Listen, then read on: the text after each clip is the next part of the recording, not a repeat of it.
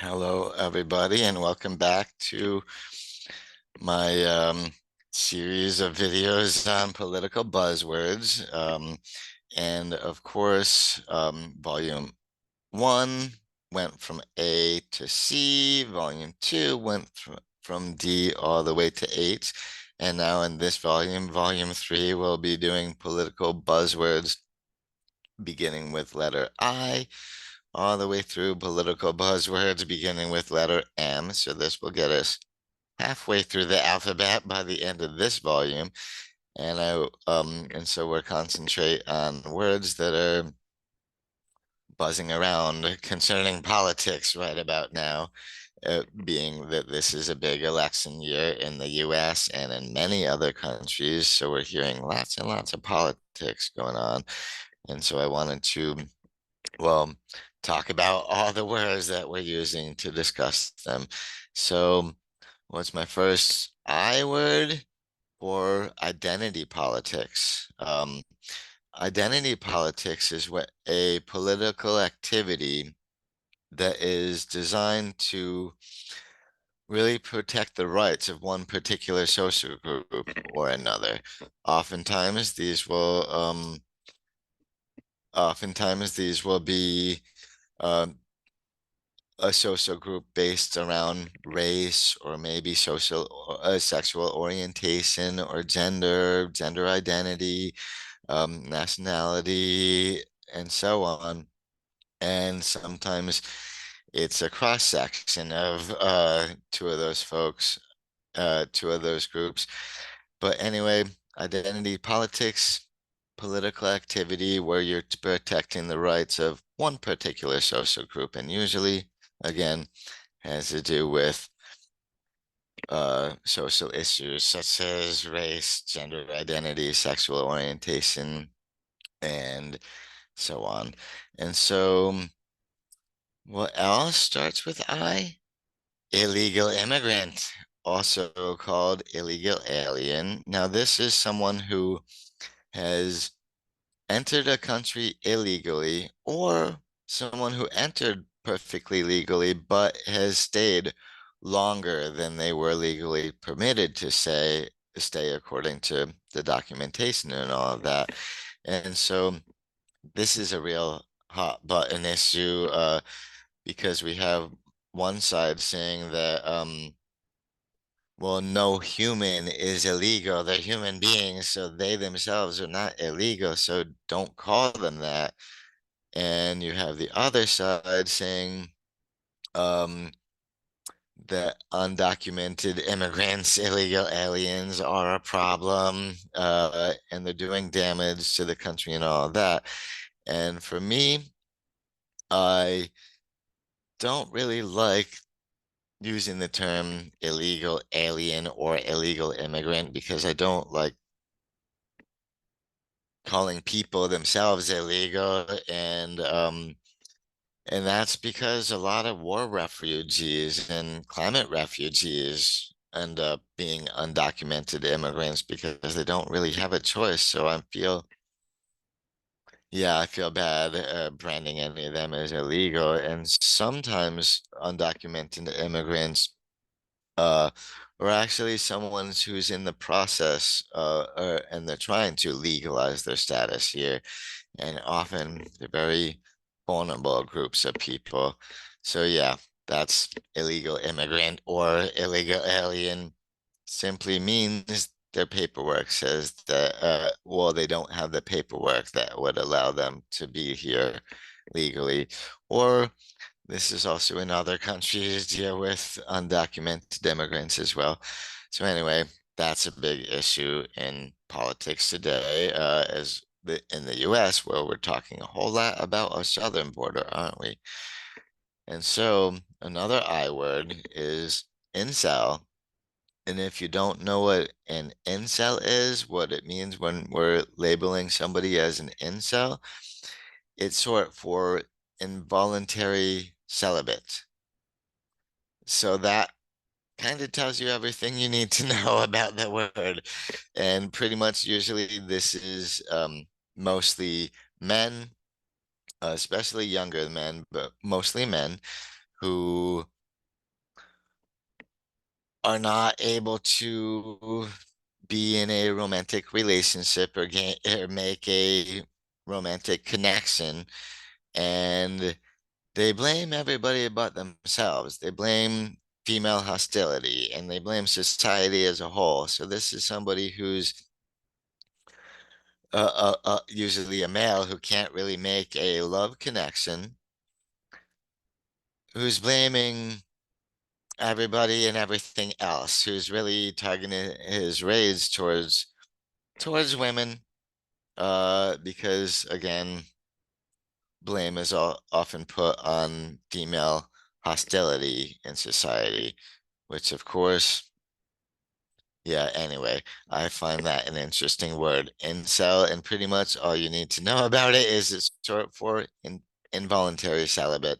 So they're celibate, but they don't want to be, and they're pissed off about it, and they're blaming everybody else. Voila.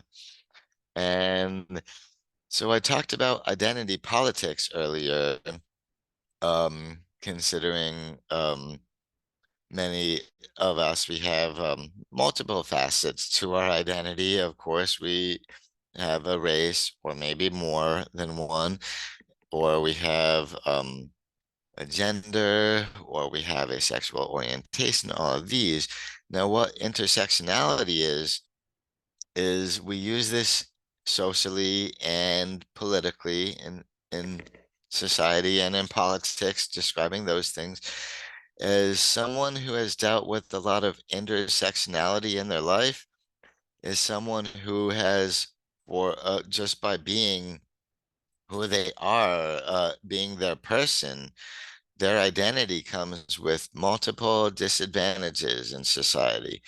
And that's why I put Kamala Harris there on the picture. She has overcome a lot of intersectionality in her life. And what do I mean by that? I mean, for one, she's a first generation American. So that's not easy to build yourself from the ground up that way. And another thing, her mother is from southern India. So in that sense, Kamala Harris is of South Asian descent. And her father is from Jamaica, so she's also black. And on top of this, all, she's also a woman. So each of these things can be a big hindrance and big things, disadvantages in society, because people might not treat you fairly and you might not get your fair shake, um, because of things that you cannot control about who you are, for instance. So yeah, so kudos to Kamala Harris for overcoming so much of that all the way to being vice president and now presidential candidate. Um, that's a lot for a first generation American who's had so much intersectionality to overcome in her life. And so what other words do I have? Just one word that starts with J, jingoism. Now, if you don't know what jingoism is, uh, think of it as kind of even worse than nationalism, which I know is kind of scary for a lot of us to think about something what's worse than nationalism, jingoism. And that's why I put more definitions of patriotism and nationalism and jingoism all up here, because patriotism I often find to be a really good thing. Loving one's own country and devotion to your own country, I think that can be a very good thing, so long as you're not poo-pooing everybody else's country and everybody else's culture. Um, and that right there, is where nationalism comes in, where you have devotion to your own uh, culture or your own nation, and the interests of those end up superseding others. And that's what I find. Well, I find that ends up getting scary with when you're coming to things like white nationalism, when you're also bringing race wars into it and all of that. And so as you're gaining more and more extreme with the nationalism, you end up at jingoism, which is also called chauvinistic patriotism.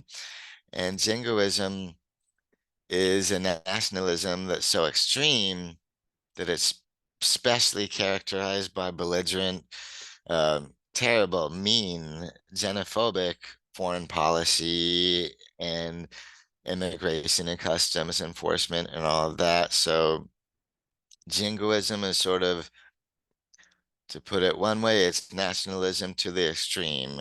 So it's even worse. And K, I have two words for K, and the first is for, of course, keyboard warrior. I think you might know the type. We know the types. These are folks who go online and make all of these offensive statements and really, calling people out the way they see it. And because they're really enjoying screaming into cyberspace, because they get a certain amount of anonymity when they're just online, as opposed to being right face to face in the room with somebody. Um, and so that's a keyboard warrior. And so again, you might know the type. These are people who end up seeing a lot of very angry things online through the keyboards. And this is, of course, much social media is just full of this. And so, again, you might already know the type. And so, very interesting K word as well is kleptocracy. Now, this reminds me of, in volume one, I talked about crony capitalism, um, which was, politicians and greedy business folks all just working behind the scenes to enrich each other, which usually comes at the expense of the citizens and the taxpayers and all of that. And a kleptocracy, this would be the ultimate product of crony capitalism, or we could say that crony capitalism is one symptom of, if your country is a kleptocracy. And so a kleptocracy is when government officials are enriching themselves more and more, just getting richer and richer and richer by stealing the country's wealth. So they're stealing from the citizens pretty much in an indirect way, but yeah, um, the country's wealth in a democracy, that's everybody's wealth, everybody's thing. And so a kleptocracy is where the government officials are stealing behind the scenes. So the country is getting poorer, where these bad actors are getting richer and richer. And now I have a couple with L. And so the first word with L is a lame duck. And we use that, of course, to describe a politician who's in their last term, like one who cannot serve any further terms. And oftentimes when they're getting near the end, like the second half of their last term. And we often use this expression to refer to American presidents. A president who's in the second term, and if their party doesn't control the Congress or the Senate or anything, we often call them a lame duck president because they don't have any more political capital left to make anything happen. And so, why did I put a picture of Bill Clinton up there? I think he's a good example of a president who ended up being a lame duck president near the end. And I do suspect this is why, even though they impeached him, they did not go ahead and kick him out of office after that. And I suspect they didn't remove him from office because he was a lame duck. He didn't have any political capital left. And so, as memory serves, if my memory serves, I think that the Republicans were controlling the House of Representatives and the Senate at the time. So a Democrat president wouldn't have a lot of political power anymore. And so I suspect that's why they just didn't they thought it was easier to just let him ride out the rest of his term, being a lame duck, um, and being inconsequential. But that's just my suspicion. For well, since when that happened, that's what I've been thinking. And L is also for lawfare. And so before I discuss how it's being used as a buzzword in politics today, I want to discuss another definition of lawfare. Um, Lawfare, and this the picture there, Lawfare Daily. That's a blog, and it's mostly for national security lawyers. And so I think it's Benjamin Witz.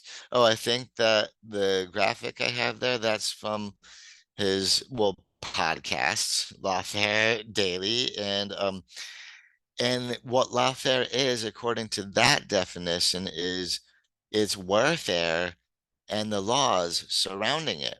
So I think that lawfare is a very interesting topic. It's an interesting area if you consider, well, war and all the laws surrounding it.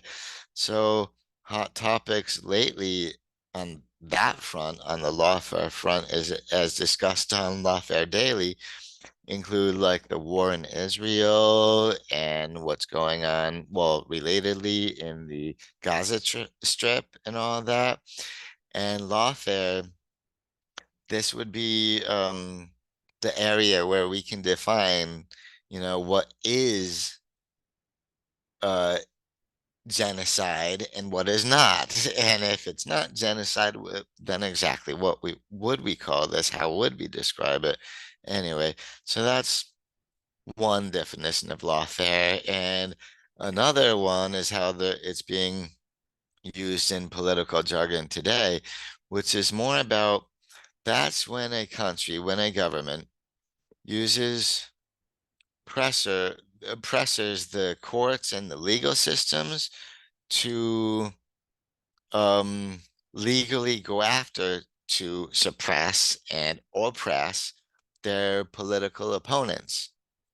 So that's how that word is being thrown around. And this happens quite often with suppressive dictatorships and other authoritarian regimes who want to silence any dissenting voices. But in my opinion, this is being thrown around a little too much in the US right now, because I don't believe well, anyway, I'll just leave it at that. I believe this is being thrown out around under the second definition I gave you, way too much in the US. But I find the first definition super interesting topic, and it could help clarify a lot of things for a lot of us. And so it, we finally got into M, so we're nearing halfway through the alphabet. And so M, I can't mention M without mentioning the military industrial complex, right? That's a really powerful political buzzword. And what does that term mean? What is the military industrial complex? This is when you have military leaders and weapons manufacturers all encouraging governments to spend more and more money on military equipment and weapons and all this. So this is a lot of warmongering, so that a small segment, so a small amount of people will profit greatly while people are being sent off the war to die. And while we continue having wars going on and on, there are people getting rich by that. And that's what the military industrial complex again. So this is sort of a theory that military leaders and weapons contractors are in cahoots to push politicians into voting to go to war and voting to spend more on war and all this. And so, yeah, it's a sad thing when somebody brings up the military industrial complex, because it ends up with negative consequences for pretty much all of us, except the few who are getting super rich. And now I also couldn't mention M words without mentioning the millennials.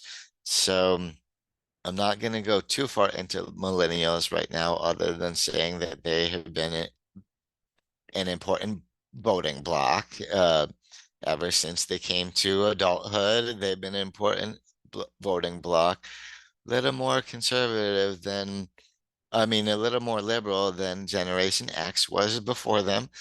And but they're not the new kid on the block anymore because the newest block of young voters is Generation Z.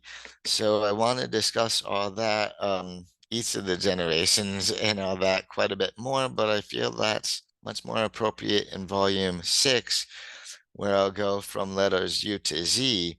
So I can discuss Generation X, Generation Y, Generation Z, all in one conversation, all in one discussion. I think it fits a lot better there. So, but for now, note that the millennials and Generation Y, same thing.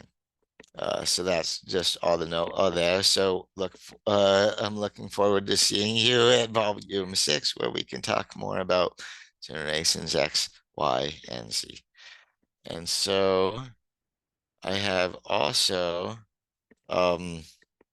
M is for muckraking and mudslinging. And so these are the last two M words I have for today. And I put them on the same slide because they're pretty similar in a way. So first, what is muckraking? Muckraking is when you're spreading damaging information about someone famous, like a politician or a celebrity, or maybe the CEO of a big corporation, or maybe just about an industry and leaders of the industry itself. And we're spreading all that damaging information about them. And usually that's for some sort of political gain or maybe even financial gain. So that's muckrakers consider themselves truth tellers and whistleblowers and all this, but oftentimes um, there is a benefit for them. They're getting something out of it too, like political gain, pushing politics in the direction they want it to go, and all that, or maybe even financial gain. You never know. And mudslinging, very similar.